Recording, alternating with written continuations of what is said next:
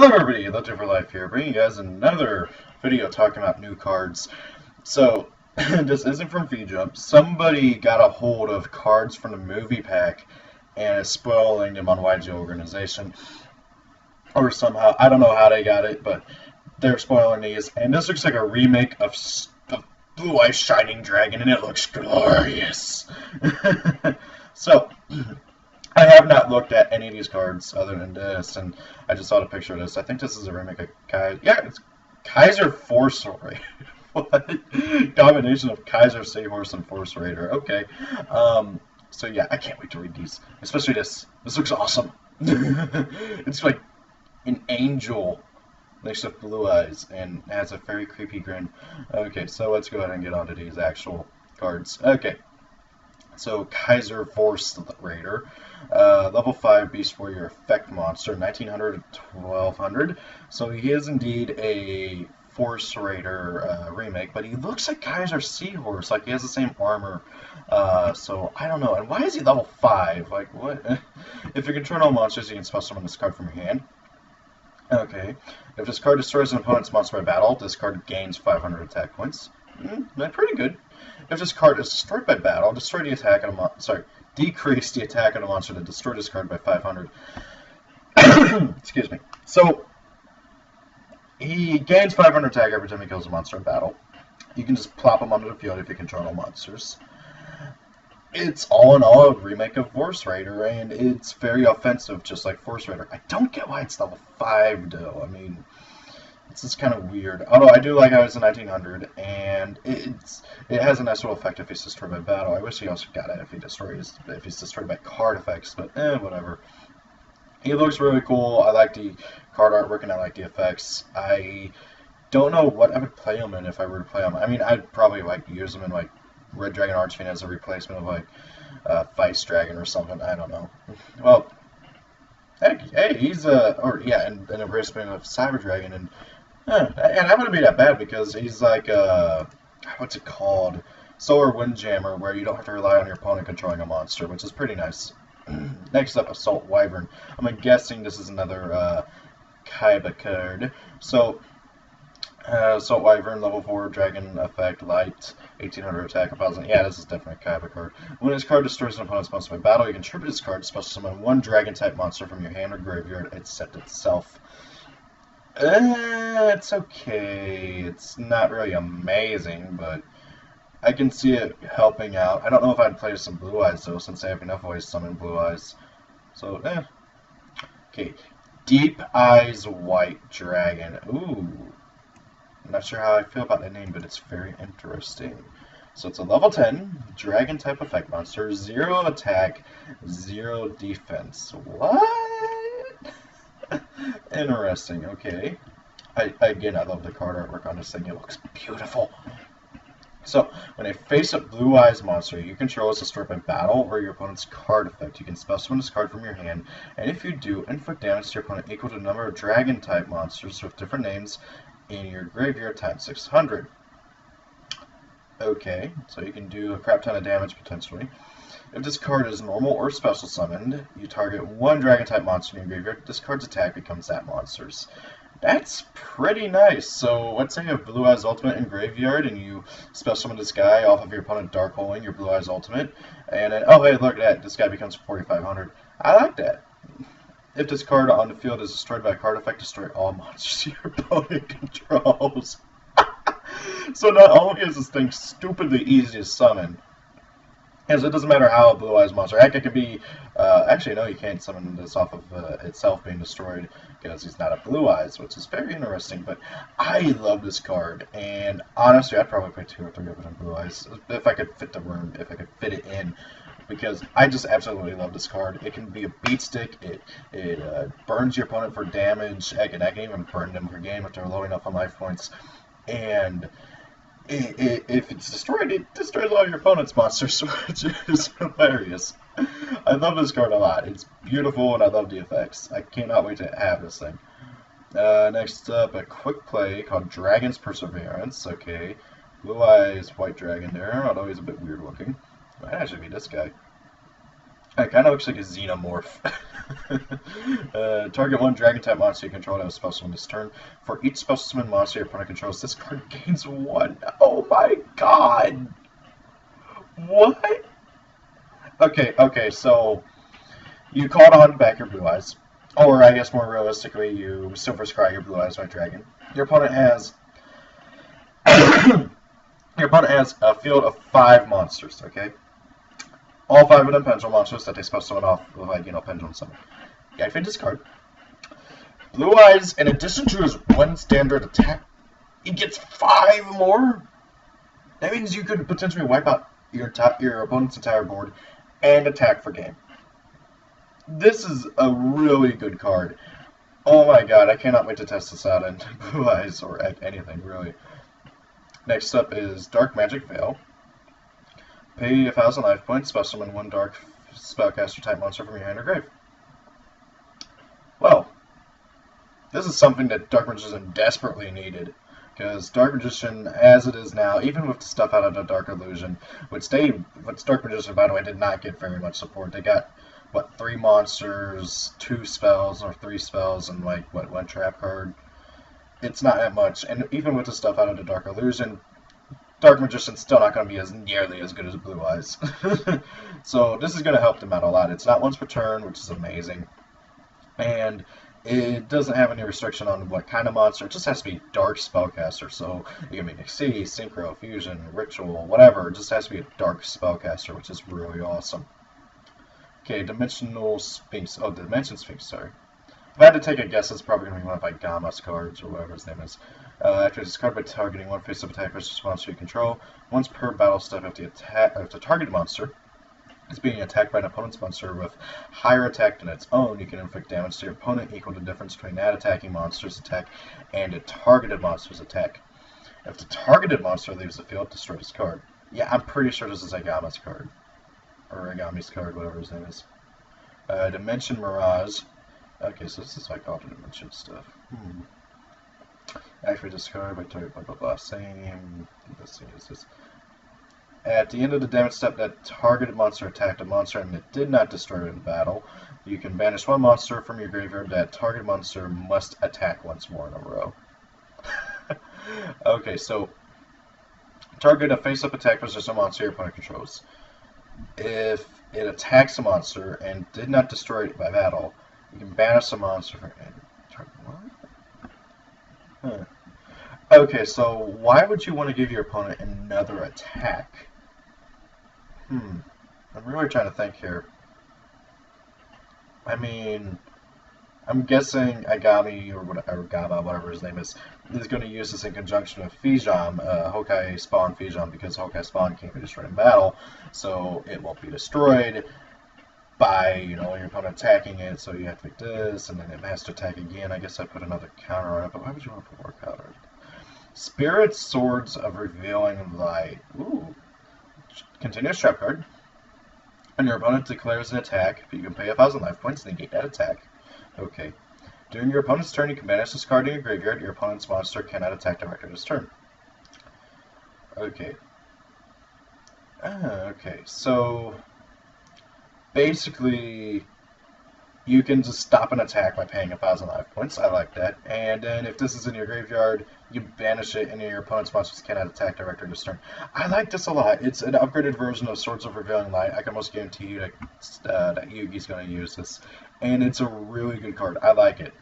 It definitely... It pays for itself in that one of the big issues why people don't like Swords of Revealing Light anymore, even though I still think it's a relatively decent card, just being able to block your opponent from attacking you for 3 turns, is that once it's destroyed, like, you can just destroy it, and it kind of sucks. And once it, Swords of Revealing Light doesn't do anything in a grave. This, even though your opponent can just destroy it, you can still do stuff in the grave with it by banishing it and preventing your opponent from attacking you directly, which is pretty nice. Now, you'll notice I pulled this up real quick because I honestly forgot all about this, but this was announced shortly after everything with Feed Jump was released, in that we're getting the movie pack in July. Okay, even though the movie doesn't come out till next year for us, we're getting the movie pack this July, which is really, really awesome. Okay, see, it says new for the news on the TCG version movie pack 1 for this July. Now it says movie pack 1, so I'm assuming we're going to get another movie pack later on down the road. It's going to have 57 cards, 53 of which are brand new, and 4 old favorites with all new artwork. I'm guessing Red Eyes, Blue Eyes, Dark Magician, and what would that last one be? Hmm. Red Eyes, Blue Eyes, Dark Magician. I'm trying to think. Summon Skull? No. Huh. I can't think of it. Or heck, it might be the 3 God cards and then like Dark Magician or something, which would be really, really interesting. Each pack contains 5 cards in a flat rarity system. All cards are the same rarity, which again is very, very interesting. The reason why I think it's so I think that they're just gonna make it the Kaiba Corp rarity, which is really awesome. I hope that's the case. Although you'll see that these are still Ultra. Oh, wait, are they all Ultra? Wow, that's cool. So I can almost guarantee you guys that the cards from this set, like these cards over here, are going to be in here. So that means we're getting them in July, which is not that far away. Like, it's hard to believe, but it really isn't. And this is coming out in between the releases for Shiv and TDL. So it's going to have support for Blue Eyes and Dark Magician. So that means that both are going to be really, really a lot better by then. The early release will enable duelists to pack their shining pick. Yeah, they're doing this because of the simple fact that the movie, if they were to wait until the movie were to come out, Blue Eyes and Dark Magician would not be as good as they would be now. And they want to sell Shiv and they want to sell the Dark Illusion, so they kind of have to do this now. They've already confirmed that Neo Blue Eyes Ultimate Dragon is going to be in there, which is pretty awesome. In the Unlucky event, it is destroyed as powerful. Fusion monster spirit lingers in the graveyard protecting. I love that. It's like, in the unlikely event that this is destroyed. Come on, guys. You can't even. Okay, yeah, it won't be destroyed. It'll be shuffled back into the deck by friggin' Castell. What's new for Dark Magician? New spells and traps access to dark monsters in the hand, deck, or graveyard. Plus, okay, so all the Magician girls, I'm hoping they don't butcher their artwork too much. Okay, so one thing. Yeah, I do want to point out, I don't know if anybody else has noticed this, I've noticed it for a while now, is that while they do still censor stuff pretty heavily in the main sets, you know, like you know, in sets like Shiv, Core, blah, blah, blah, they haven't been censoring as hard as they would be on the side sets. I remember being really surprised when they didn't cover, what was her name? Belle of the Underworld's midriff. Normally they cover up midriffs with a passion. They didn't change the character. I can't remember which monster's name it was, but it had like Angel name. They didn't change that. They have not been censoring that heavily stuff on the side sets. So hopefully they won't do it too much with this on here because it is technically a side set. And for those who don't know why they're still censoring stuff like crazy, even though literally no other card game does it, is because the CEO of Konami of Europe, if I remember right, I remember reading an interview with him a while ago. If I could find it, I'd gladly post a link. But I remember reading an interview with him, and he was like, and he basically said that he's the one who makes it when the censorship happens because he's basically a stuck-up Puritan or something. I can't remember what exactly he said in the interview, but he's basically one of those like extremely religious people who thinks that every little thing is going to harm the kids of today's youth and everything. And he's the only reason why everything still gets censored, because he won't let the cards get released over there unless it gets censored. And I guess he's much more loose on the side sets or something, because they're not, they tend to don't sell as well as the bigger ones, to my knowledge at least. Now, here's the interesting thing about this little tidbit here, other than, well, actually I think all this interesting, but Agami, okay, so there's Agami, not Agama, is Dimension Dueling Cubic monsters make up a big chunk of the set. So it seems that Hokai are called cubic over here. Cubic monsters have I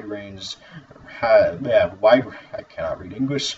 Wide-ranging powers to shut down your opponent's monster effects and stop them from attacking. Their math-centered strategy builds up over time, with each round of monsters getting you more cards to work with and setting up for the next level, building ultimately to their massive fusion monster. This is new. We haven't heard anything about Hokai's getting a fusion monster who slashes the opponent's life points in half of every attack. Oh my god, I swear, the more I hear about the Hokai, or Cubic as they're called over here apparently, the more I want to play the deck. And it looks like we'll finally have a antagonist archetype that actually works really well. I don't know if you guys really notice or not, but antagonist archetypes tend not to do very good. Malefic saw some play in Malefic beat down, with the triple skill drain and everything, although I still like Malefics a lot. In fact, they only need like a few more support cards to allow like you to have multiple out and have them attack. But Malefics, they never really saw very much. Sphinxes were 4 cards, 3 of which were monsters. 1 was a trap card that enabled you to summon 2 of the monsters, and really weren't like anything special. And then you have the other, and then you have tunes. Tunes never really took off. I mean, yeah, they've been giving them a little support here and there, and they're an old fan favorite archetype, but they are not competitive. And then you have Heraldics, played by Fetrix. Even though they're one of the best rank 4 spam decks in the game, nobody plays them.